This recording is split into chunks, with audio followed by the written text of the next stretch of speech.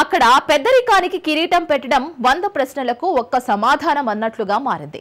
ఎన్నెన్నో ప్రశ్నలకు జవాబులు దొరుకుతున్నా ఆ నియోజకవర్గంలో ప్రశ్నకు మాత్రం సమాధానం దొరకడం లేదు.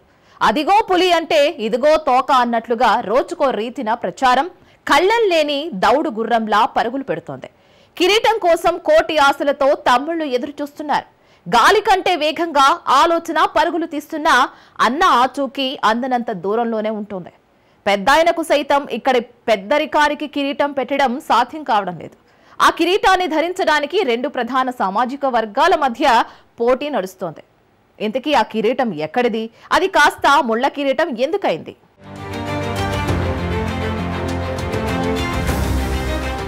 ప్రశాంత ప్రాంతం కాస్త రాజకీయ గందరగోళంగా ఆవిర్భవించింది. అంతేకాదు నిత్యం రాజకీయ కల్లోలానికి వేదిక అయింది. ఆంధ్ర రాష్ట్రంలో ఎక్కడా లేని రాజకీయ వైపరీత్యం అక్కడి తమ్ముళ్లను వెంటాడుతోంది. ఉమ్మడి కడప జిల్లా రాజంపేట టీడీపీలో జరుగుతున్న నిత్య సంఘర్షణ ఇది. అంతర్మథనం కూడా ఇదే. రాజంపేట టీడీపీ అధ్యక్ష పీఠం కులాల కుంపటిలో రగిలిపోతుంది. రాజంపేటలో 5 దశాబ్దాల సామాజిక చరిత్రను తెరచి చూస్తే తెలుగుదేశం పార్టీ 2 మెజారిటీ సామాజిక వర్గాలకే పెద్దపీట వేసింది. ఎలాంటి ప్రాధాన్యత లేని వర్గాలను పరిగణలోకి తీసుకోలేదని చెప్పవచ్చు. టీడీపీ ఆవిర్భావం నుంచి ప్రధాన సామాజిక వర్గాలైన రెడ్డి, బలిజ సామాజిక వర్గాలు మాత్రమే రాజంపేట అసెంబ్లీ ఎన్నికల బరిలో నిలుస్తూ వస్తున్నాయి. 1983-85 అసెంబ్లీ ఎన్నికల్లో దివంగత బండారు రత్న సభాపతి పోటీ చేశారు. మంత్రిగా కూడా పనిచేసిన బండారు రత్న సభాపతి మరణానంతరం 1989 అసెంబ్లీ ఎన్నికలకు కాంగ్రెస్ పార్టీలో ఉన్న కొండూరు ప్రభావతమ్మకు టీడీపీ అనూహ్యంగా టికెట్ను కేటాయించింది. ఆ ఎన్నికల్లో ఓడిపోయిన అనంతరం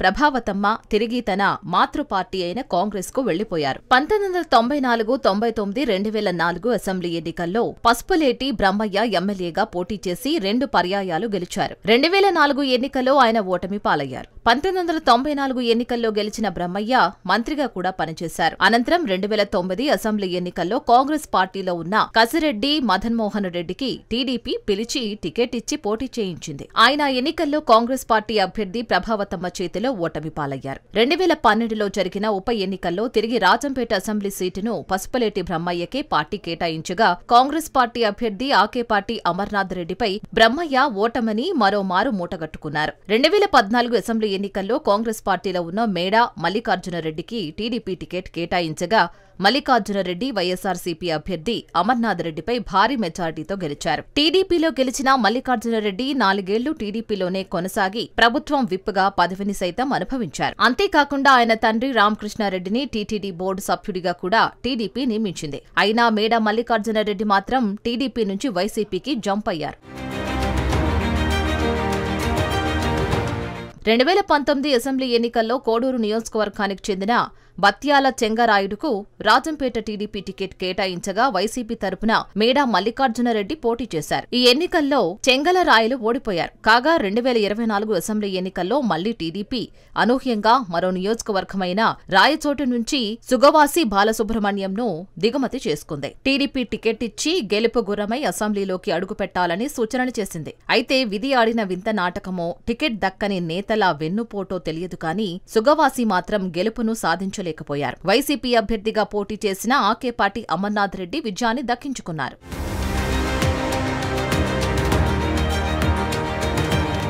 1983 నుంచి 2024 వరకు రాజంపేట నియోజకవర్గానికి 11 సార్లు అసెంబ్లీ ఎన్నికలు జరిగాయి. ఇందులో 1989, 2009, 2014 అసెంబ్లీ ఎన్నికల్లో రెడ్డి సామాజిక వర్గానికి తెలుగుదేశం పార్టీ టికెట్ దక్కింది. అలాగే 1983, 85, 94, 99, 2004, 2012, 2019, 2024లో జరిగిన అసెంబ్లీ ఎన్నికల కోసం బలిజ సామాజిక వర్గానికి చెందిన వారికి టీడీపీ టికెట్లు ఇచ్చి పోటీ చేయించింది. అంతేకాదు 1985, 94, 99, 2014 అసెంబ్లీ ఎన్నికల్లో టీడీపీ అభ్యర్థులు గెలుపు గుర్రాలై రాజంపేట పురవీధుల్లో దౌడు తీశారు. మొత్తం మీద టీడీపీ ఆవిర్భావం నుంచి జరిగిన 11 అసెంబ్లీ ఎన్నికల్లో 3 పర్యాయాలు రెడ్డి సామాజిక వర్గం, 8 సార్లు బలిజ సామాజిక వర్గానికి చెందిన వారు పోటీ చేయడం విశేషం. ఆది నుంచి రెడ్డి, బలిజ సామాజిక వర్గాల మధ్య మాత్రమే ఇరు పార్టీల ఆధిపత్య పోరు నడుస్తోంది. అటు తొలినాళ్ల కాంగ్రెస్ పార్టీ మొదలుకొని ఇటు తెలుగుదేశం, వైసీపీ దాకా ఈ 2 ప్రధానమైన వర్గాలు మాత్రమే పోటీ పడుతున్నాయి. సుమారు 80,000 పైబడి ఓటర్లు ఉన్న రెడ్డి, బలిజ సామాజిక వర్గాలే రాజంపేట ఎన్నికల్లో అభ్యర్థులుగా నిలుస్తూ ఉండడం విశేషం. ఈ రెండు సామాజిక వర్గాల వారే రాజంపేట ఎన్నికల ఫలితాన్ని శాసించగలిగిన స్థాయిలో ఉన్నారు.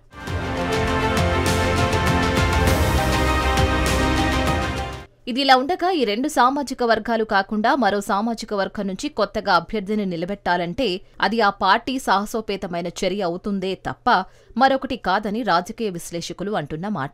ఎవరికి వారు లెక్కకు మించి కొలతలు తూనికలు వేసుకుంటున్నారు. అంతేకాదు ఇప్పుడు అలవిగారి సమస్యగా మారిపోయిన టీడీపీ ఇన్ఛార్జి పదవికి సైతం ఆ రెండు సామాజిక వర్గాల నేతల మధ్యే విపరీత పోటీ నడుస్తోంది. వీలు కాకుండా కొత్త సామాజిక వర్గాలకు ఆ పదవిని అంటగడితే మాత్రం ఆ పార్టీ తగిన మూల్యం చెల్లించుకోక తప్పదని తెలుగు తమ్ముళ్లు అభిప్రాయపడుతున్నారు. రాజకీయ విశ్లేషకులు సైతం ఇదే అభిప్రాయాన్ని వెల్లుబుచ్చుతున్నారు.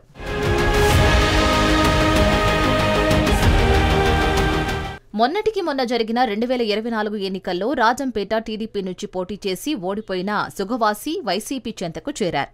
అలా ఆయన వెళ్లిపోగానే ఇలా బాంబు పేల్చారు. తన ఓటమికి జగన్మోహనరాజు పరోక్ష కారకుడంటూ కుండబద్దలు కొట్టేశారు. అన్న బాలసుబ్రహ్మణ్యం వేసిన బాంబుకు ధీటుగా తమ్ముడు సుగవాసి ప్రసాదబాబు మరో మిస్సైల్ను ప్రయోగించారు. తాను టీడీపీలోనే కొనసాగి తన కుటుంబానికి నమ్మకద్రోహం చేసిన వారి భరతం పడతానని బహిరంగ ప్రకటన చేశారు. అంతేకాదు వారి రాజకీయ పతనాన్ని కళ్ల చూస్తానంటూ హెచ్చరించారు. ఇలాంటి ప్రభావితమైన ప్రకటనలతో రాజంపేట రాజకీయం అధిష్టానానికి దిక్కు తెలియకుండా చేస్తోంది.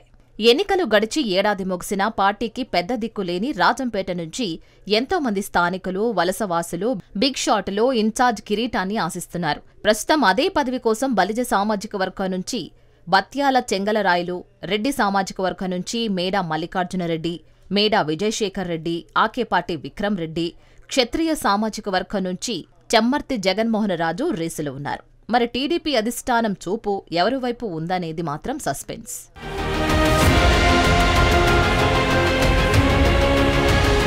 అంచనాలు, సర్వేలు, నివేదికలు, మౌఖిక పరిశీలనలు వీటన్నింటినీ అధిగమించి టీడీపీ అధిష్టానం రాజంపేట ఇన్ఛార్జ్ కిరీటాన్ని ఎవరి నెత్తిన పెడుతుందనేది ఆసక్తిగా మారింది.